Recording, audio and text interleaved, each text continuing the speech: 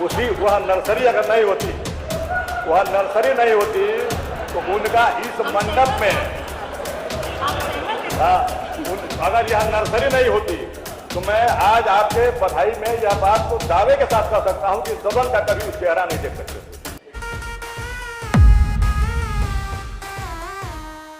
ये पैगाम है भारत के हर कंटेंट क्रिएटर के नाम। जय भीम बड़ा सीधा हंसी, Jai Bhim. Jai Bhim app available on the play store and Apple app store now. Uttar Pradesh में 4 बार सरकार बना चुकी पार्टी बहुजन समाज पार्टी के एकमात्र विधायक जब अपने पहले भाषण के लिए खड़े हुए तो सदन में ठहाके लगने लगे। अखिलेश यादव समेत कई भाजपा सपा के विधायक खिलखिलाकर हंसने लगे, जिसका पलटवार करते हुए रसड़ा के बसपा विधायक उमाशंकर सिंह ने कहा कि अगर बसपा नहीं होती तो आज बहुत सारे विधायक और नेता सदन का मुंह नहीं देख पाते।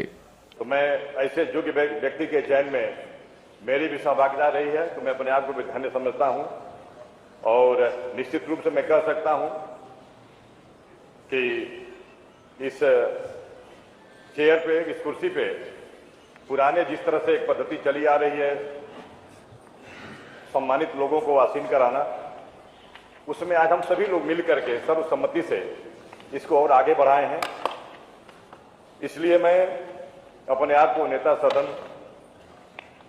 माननीय मुख्यमंत्री जी से, नेता विरोधी दल समाजवादी पार्टी एवं हमारे अन्य जितने दलीय नेता हैं, मैं उससे अपने आप को संबद्ध करता हूं, क्योंकि हम लोग के बड़े भैया राजा भैया ने इस बात को इंगित किया है और मुझे लगा है कि सदन इस बात पे हंसा भी है जब मैं अकेले खड़ा हुआ हूं।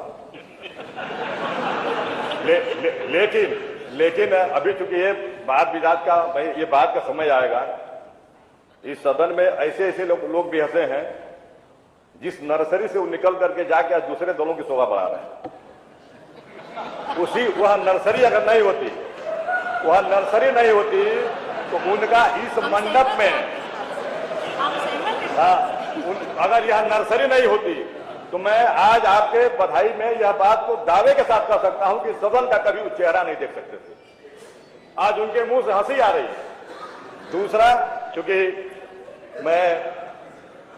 क्योंकि जिस तरह से बड़े भाई ने कहा कि भाई इस विधानसभा के प्रथम सदस्य के रूप में माननीय मुख्यमंत्री जी और नेता प्रतिपक्ष चुने गए हैं, तो हम लोग इस विधानसभा में भाई आप दोनों लोगों के सीनियर हैं, इसलिए आप सभी का स्वागत है, बधाई है।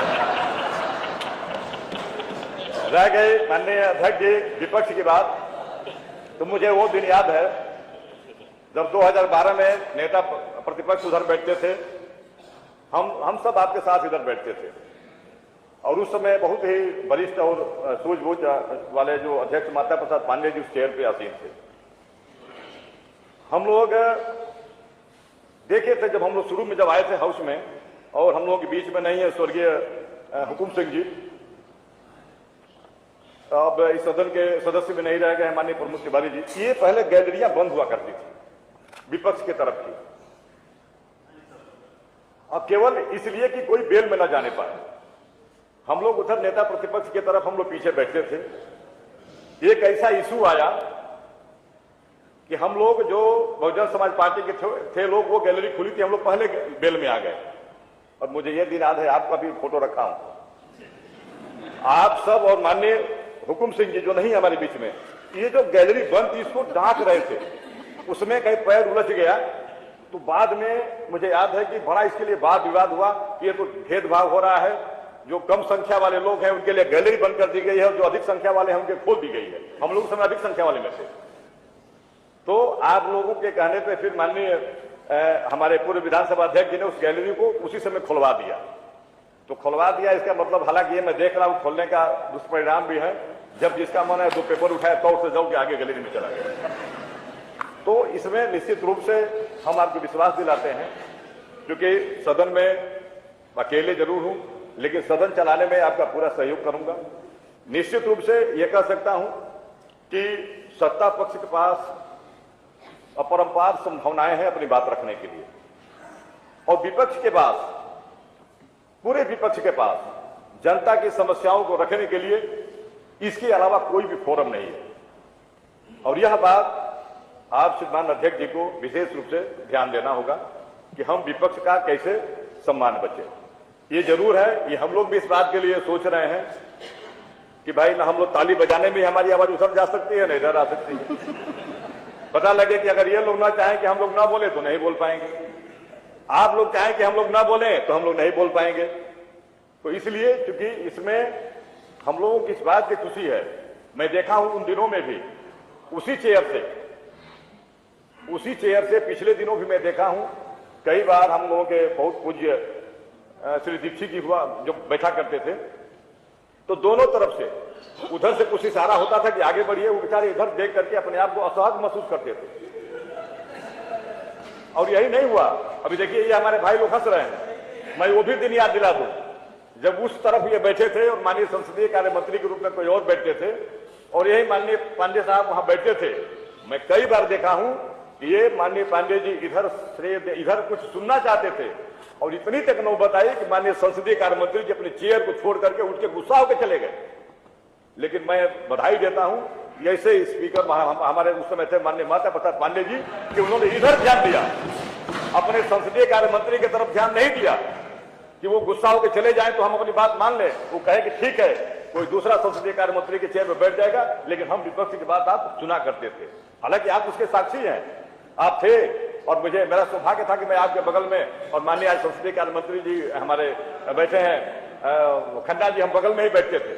उस समय हम लोग काफी सीखने का प्रयास करते थे। हम लोग को देख करके, क्योंकि जो हम लोग मान लीजिए तीसरी बार विधायक हैं, केवल हम लोग इस बात के सीखते हैं जब कभी सुनते हैं कि 9वीं बार विधायक हैं तो हम लोग कहते हैं कि आज के लिए साक्षात देवता ही लोग हैं। एक बार के बाद दूसरी बार चुना जाना, तीसरी बार चुना जाना, लेकिन लगातार जो 9 बार चुना जा रहा है, इसलिए कि हम लोग क्षेत्र में देख रहे हैं इन विषम परिस्थितियों में, इन कालों में कैसे क्या क्या माहौल है। उसके बाद भी आप 9 बार 8 पर जीत के आप लोग आए हैं, तो आप लोग धन्य हैं। जितनी आपको सबकी प्रशंसा की जाए वो कम है। इसलिए हम सबको खुशी है कि आज इस चेयर पे एक ऐसे योग्य व्यक्ति को बैठाने में हम लोगों का योगदान रहा है कि ये पूरा सदन, पूरा ये जो हमारा कार्यकाल है, पूरी तरह से संयमित रूप से और हमारे उत्तर प्रदेश की 25 करोड़ की जो जनता की जो समस्याएं हैं उसके निदान के लिए आपका उसमें पूरा मार्गदर्शन मिलेगा। इन्हीं आशा उम्मीद के साथ पुनः आपको एक बार बधाई देते हुए मैं अपनी बात समाप्त करता हूं। DNN हिंदी को सब्सक्राइब करने के लिए दबाएं लाल रंग का सब्सक्राइब बटन और घंटी का बटन दबाकर ऑल नोटिफिकेशन पर क्लिक करें। चैनल को जिंदा रखने के लिए नीले रंग का ज्वाइन बटन दबाकर चैनल को आर्थिक सहयोग करें।